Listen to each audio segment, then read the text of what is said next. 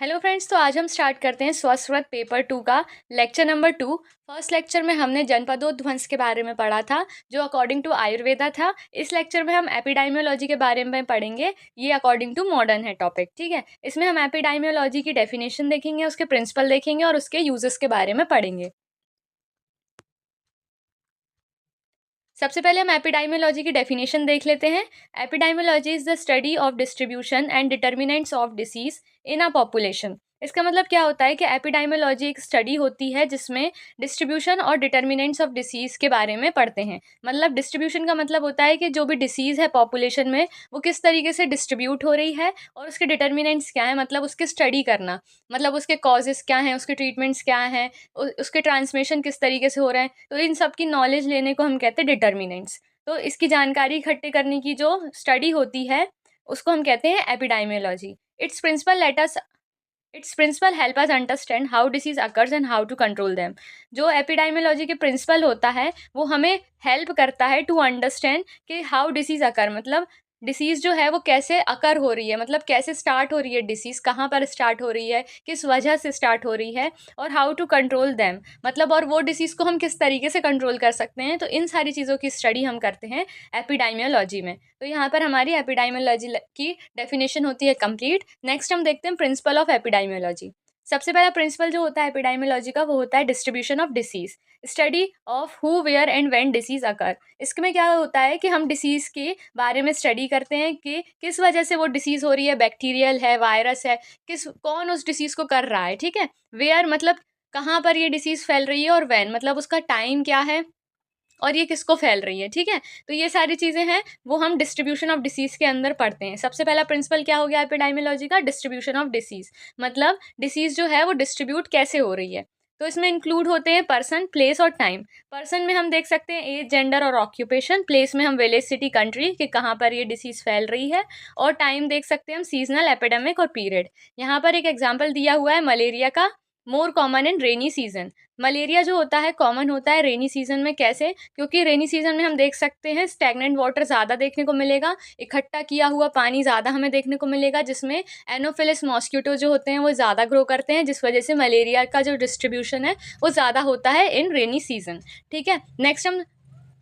Next हम second principal देख लेते हैं। सेकंड प्रिंसिपल है डिटर्मिनेंट्स, मतलब कॉजेस ऑफ डिसीज, कि किस तरीके से डिसीज जो है वो कॉज हो रही है, मतलब जो उसका रूट कॉज क्या है, कारण क्या है डिसीज का, ठीक है। Identify risk factors and causes, मतलब सबसे पहले हम इसमें क्या करते हैं, आइडेंटिफाई करेंगे कि क्या रिस्क फैक्टर्स हैं, कि किस तरीके से उस डिसीज के कारण लोगों की डेथ हो सकती है, सडन डेथ हो रही है या 15-20 दिन के बाद डेथ हो रही है। तो जो भी उसके रिस्क फैक्टर्स हैं कि वो लंग्स को डैमेज कर रही है, क्या प्रॉब्लम क्या हो रही है, कि जो भी उसके रिस्क फैक्टर्स हैं उसको आइडेंटिफाई करेंगे हम, और उसके कॉजेज़ को आइडेंटिफाई करेंगे कि वो जो पर्टिकुलर डिसीज़ है वो एनवायरमेंटल डिसीज़ है, एयर पॉल्यूशन के कारण हो रही है, बैक्टीरिया के कारण हो रही है, वायरस के कारण हो रही है, किस कारण वो डिसीज़ हो रही है, उसके आइडेंटिफिकेशन करेंगे हम, ठीक है। इसमें क्या इंक्लूड होता है, जैसे कि हम देख सकते हैं बायोलॉजिकल, इन्वायरमेंटल और सोशल। मतलब जो भी वो पर्टिकुलर डिसीज़ है वो बैक्टीरिया, वायरस किसके कारण हो रही है। एनवायरमेंटल मतलब पॉल्यूशन वाटर के कारण हो रही है। वाटर के कारण कैसे हो सकती है, जैसे टाइफाइड होती है, तो वो उसमें क्या होता है कि कंटेमिनेटेड वाटर रहता है, उसमें साल्मोनेला टाइफी अगर मिल जाता है वाटर में, तो उसकी वजह से भी टाइफाइड होती है, ठीक है। कॉलेरा है, ये सारी डिसीज़ जो होती हैं वो कंटेमिनेटेड वाटर से होती है, मतलब गंदे पानी से होती हैं, ठीक है। सोशल मतलब पॉवर्टी के कारण हो रही है, लाइफस्टाइल रिलेटेड से हो रही है। लाइफस्टाइल में हम एग्जांपल देख सकते हैं पीसीओडी, पीसीओएस, वो लाइफस्टाइल डिसऑर्डर के कारण होती है। तो यहाँ पर हम देख सकते हैं कि क्या उस डिसीज़ का कॉज़ है जो वो पूरी पॉपुलेशन में फैल रही है लगातार, ठीक है। इसमें हम एग्जांपल देख सकते हैं, स्मोकिंग का एग्जांपल है कि अगर बहुत नंबर ऑफ पॉपुलेशन में लोग स्मोकिंग कर रहे हैं तो उनको लंग डिसीज़ होने के खतरे बढ़ जाएँगे, ठीक है। तो यहाँ पर हमने देखा सेकंड पॉइंट क्या होता है, मतलब सेकंड प्रिंसिपल क्या होता है एपिडेमियोलॉजी का, डिटर्मिनेंट्स कॉजेस ऑफ डिसीज़, मतलब उसका डिसीज़ का कारण क्या है, हम फिर उसके बारे में पढ़ेंगे, ठीक है। हम देख लेते हैं नेचुरल हिस्ट्री ऑफ डिसीज़। इसमें हम नेचुरल हिस्ट्री देखते हैं डिसीज़ का कि क्या उसकी हिस्ट्री है। Study of disease progression without treatment, stages pre pathogenesis, before disease और पैथोजेनेसिस, डिसीज डेवलप्स। इसमें हम क्या करेंगे कि स्टडी मतलब हिस्ट्री के बारे, डिसीज की जो हिस्ट्री है उसके बारे में स्टडी करेंगे विदाउट ट्रीटमेंट। अभी हमने उसका ट्रीटमेंट नहीं किया है डिसीज का, उसके पहले जो स्टडी करी जाती है उसको हम कहते हैं नेचुरल हिस्ट्री ऑफ डिसीज। ठीक है, इसमें 2 स्टेजेस होती हैं, जैसे कि प्री पैथोजेनेसिस कि डिसीज के पहले जो पर्सन है वो कैसा बिहेव कर रहा है, उसकी जो बॉडी है वो कैसा रिएक्ट कर रही है, तो उसको कहते हैं प्री पैथोजेनेसिस। ठीक है, बिफोर डिसीज। और पैथोजेनेसिस मतलब जब डिसीज किसी पर्सन के अंदर डेवलप हो गई है उसके बाद जो उसकी बॉडी है वो कैसे रिएक्ट कर रही है, ठीक है, उसको कहते हैं पैथोजेनेसिस डेवलप्स, उसको कहते हैं पैथोजेनेसिस। ठीक है, तो यहाँ पर हम देख सकते हैं नेचुरल हिस्ट्री ऑफ डिसीज मतलब पेशेंट की हिस्ट्री टेकिंग करेंगे कि पहले आपको कैसा फील होता था, डिसीज डेवलप होने के बाद आपको कैसा फील हो रही है, तो ये सारी चीज़ें नेचुरल हिस्ट्री ऑफ डिसीज में हम देखेंगे। ठीक है, तो यहाँ पर हमारा थर्ड प्रिंसिपल होता है कंप्लीट। फिर हम देखते हैं फोर्थ प्रिंसिपल क्या है, multifactorial causation. Disease is caused by multifactors not just one. यहाँ पर हम क्या देखेंगे कि कुछ डिसीज ऐसी होती है जो मल्टी फैक्टर्स के कारण जनरेट होती है, मतलब उसका एक कॉज नहीं होता, कई कॉज होते हैं। ठीक है, कई फैक्टर्स होते हैं जिसकी वजह से वो डिसीज होती है। जैसे कि इंक्लूड्स, इसमें क्या इंक्लूड होते हैं, जैसे कि इसके जो मेन 3 फैक्टर्स होते हैं वो होते हैं एजेंट, होस्ट और एनवायरनमेंट। एजेंट मतलब जो भी उसका कॉज है, ठीक है। होस्ट मतलब पर्सन जिसको हो रही है। जैसे कि एजेंट हम कह सकते हैं कि जैसे कोविड-19 अगर हम एक एग्जांपल ले लेते हैं तो एजेंट क्या हो गया, उसका कोरोना वायरस हो गया, ठीक है। और होस्ट क्या हो गया, पर्सन जिसको वो कोरोना वायरस हुआ है, ठीक है। और एनवायरमेंटल भी हो सकती है। कभी-कभी क्या होता है कि एयर के ट्रांसमिशन से, ड्रॉपलेट से जो है इन्फेक्शन फैल रहा है, तो एनवायरमेंटल भी हो सकती है। तो इसमें 3 कंडीशंस होती हैं। सबसे पहली होती है एजेंट कि जिस बैक्टीरिया वायरस की वजह से डिसीज़ फैल रही है। दूसरा जिसको हो रही है डिसीज़ उसको हम कहते हैं होस्ट। और जो भी ट्रांसमिशन का मतलब कहते हैं ना एनवायरनमेंट हो रहा है, मतलब एयर हो रहा है, वाटर हो रहा है, किसके थ्रू वो डिसीज़ का ट्रांसमिशन हो रहा है वन पर्सन से दूसरे पर्सन को, उसको हम कहते हैं एनवायरनमेंट, ठीक है। तो यहाँ पर हम देख सकते हैं फोर्थ पॉइंट देखा था ये हमने। फोर्थ पॉइंट था मल्टीफैक्टरल कॉसेशन। उसमें आती हैं 3 चीज़ें, क्या है, एजेंट, होस्ट और एनवायरनमेंट, ठीक है। और इसी को हम क्या कहते हैं, epidemiological triad. This is very important. ये एग्जाम में आता है कि एपिडाइमियोलॉजिकल ट्राइड क्या होते हैं, तो वो ये 3 होते हैं, एजेंट, होस्ट और environment. This is very very important, ठीक है। नेक्स्ट हम देखते हैं prevention and control. Fifth principle क्या होता है एपिडाइमियोलॉजी का, prevention and control. Aim is to prevent disease and promote health. इसमें क्या करते हैं कि हमारा जो एम रहता है वो प्रिवेंट करना होता है डिसीज़ को, कि कैसे ना कैसे करके हम ऐसा कुछ भी करते हैं जिसकी वजह से पॉपुलेशन को वो डिसीज़ हो ही ना, तो उसको हम कहते हैं prevention of disease and promote health, जिसकी वजह से हेल्थ का प्रमोशन हो, सारे लोग हेल्दी रहें, ठीक है। तो ये भी एक प्रिंसिपल होता है एपिडाइमियोलॉजी का। इसमें लेवल्स होते हैं कुछ, जैसे प्राइमरी, सेकेंडरी और टर्शरी, ठीक है।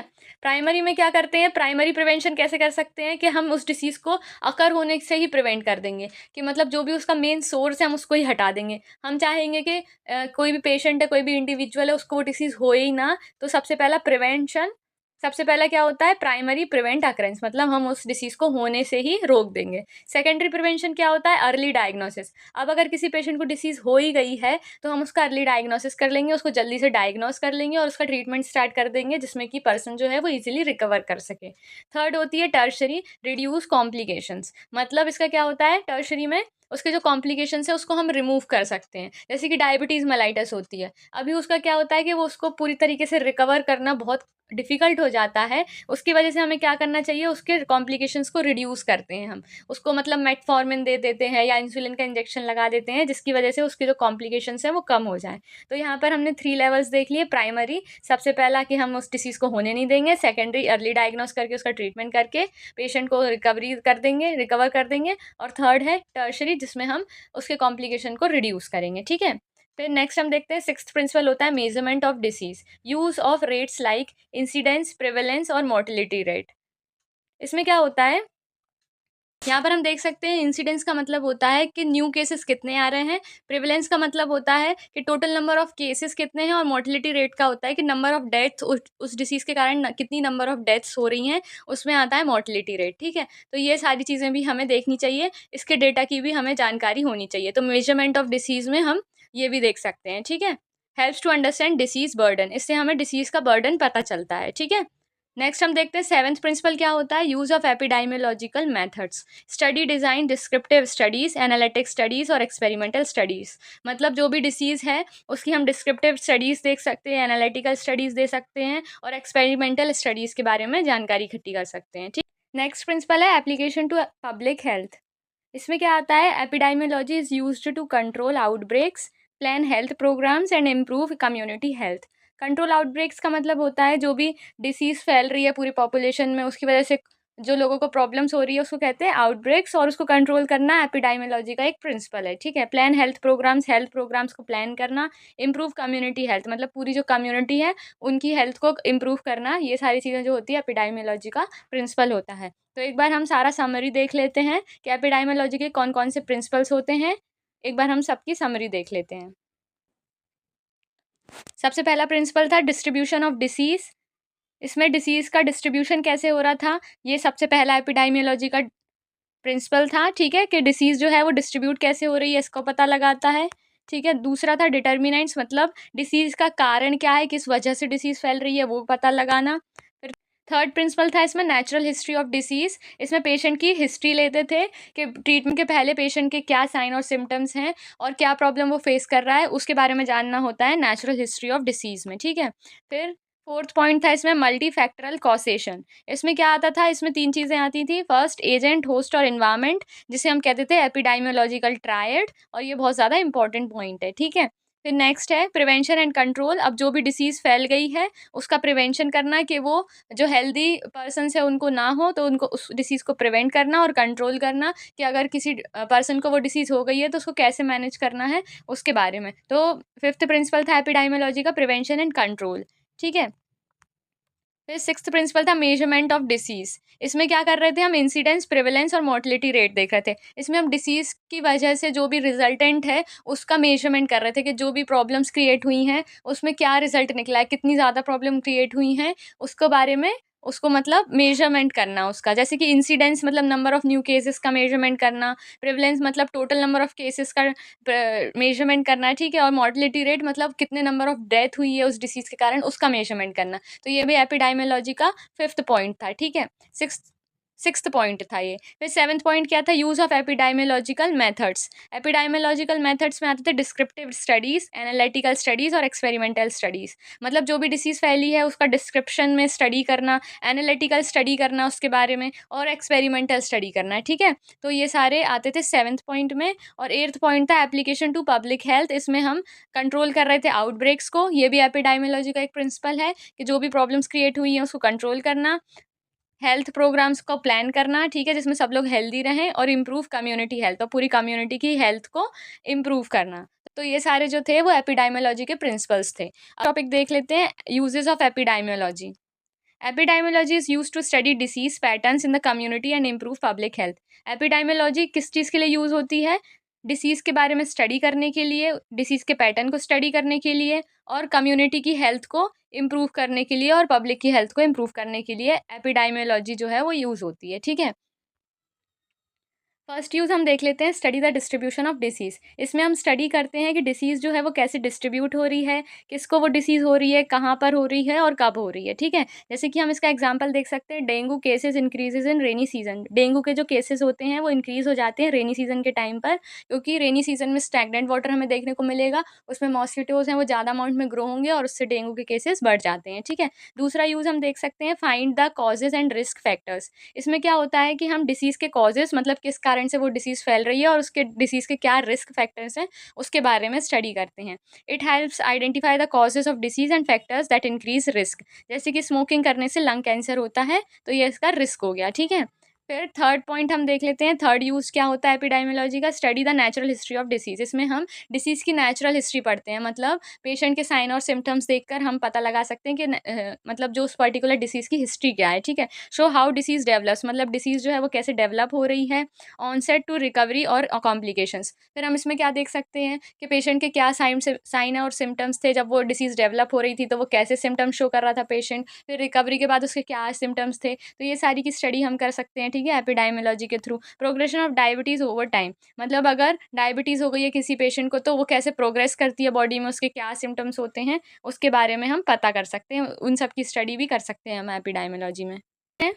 फोर्थ पॉइंट हम देख लेते हैं, diagnosis of community health problems. इसमें क्या कर सकते हैं हम, डायग्नोस कर सकते हैं कम्युनिटी में जो भी हेल्थ प्रॉब्लम्स हो रही है उसको डायग्नोस करना है, ठीक है। Use as community diagnosis tools, epidemiology को हम कम्युनिटी डायग्नोसिस टूल के जैसा काम कर सकते हैं, ठीक है। To know which disease are common in area, इससे हम पता लगा सकते हैं कि कौन सी डिसीज जो है वो कॉमन है पर्टिकुलर एरिया में, ठीक है। नेक्स्ट हम देखते हैं planning and evaluation of health services, मतलब हम प्लानिंग कर सकते हैं कि डिसीज़ को रिमूव कैसे करना है, ठीक है। हेल्थ सर्विस प्रोवाइड कर सकते हैं लोगों को, कोई भी प्रोग्राम्स, वैक्सीनेशन सेंटर्स बनाकर हम प्लानिंग करके जो वो डिसीज़ है उसको प्रिवेंट करने की कोशिश कर सकते हैं, ठीक है। तो यहाँ पर दिया है कि प्लानिंग हेल्थ प्रोग्राम्स, मतलब हेल्थ प्रोग्राम्स की प्लानिंग करके हम उसको मेंटेन कर सकते हैं डिसीज़ को, ठीक है। वैक्सीनेशन कैंपेन्स लगा सकते हैं जिससे हम डिसीज़ को प्रिवेंट कर सकें।